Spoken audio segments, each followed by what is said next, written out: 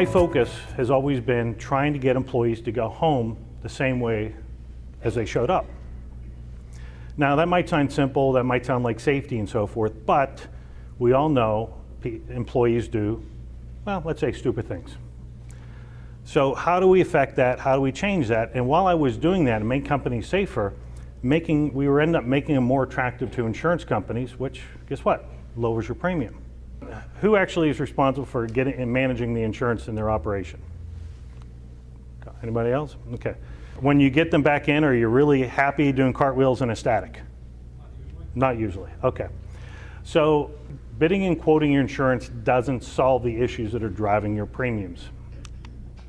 So we're going to dig into this. This wheel that we're going to go around, think of it spokes.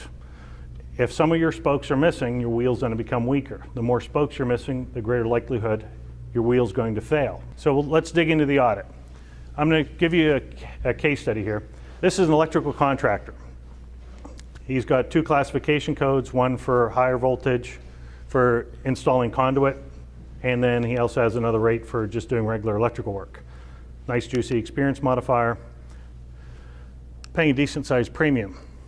The problem was, since he did not separate his payroll, the auditor takes all the payroll and puts it in the highest class. So he ends up being overcharged on his audit, meaning that even though there was a lower rate for work that he was performing, it was all done and charged by the highest class, which is affecting, I believe, some of you as well.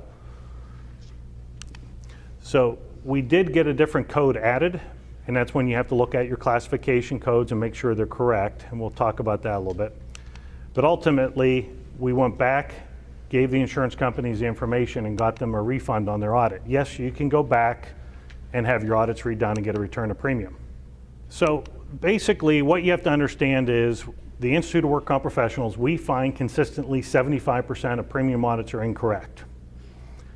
The system in the audit process that the auditor has, basically, they have a map. Put all the payroll in the highest class, then they ask you, okay, who's in the office, who's in sales, and if you don't have that or you forget somebody, guess what? They go in the highest rate. That's why I say all mistakes end up in the highest rate, all mistakes end up in the insurance company's thing. How many of you use subcontractors? Okay. If you don't have a certificate of insurance showing workers' compensation, you will get charged as if they are an employee. And what we also see is that they misapply the rules whenever you do not have a certificate of insurance.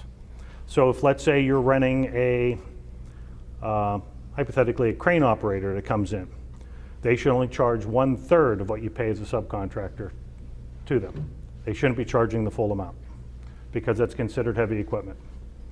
So you have to understand all the rules that go through this. You have an audit, every year with workers' compensation, but IRS audits are pretty rare. You're never going to go to the IRS without your CPA. Why would you go unprepared to your premium audit?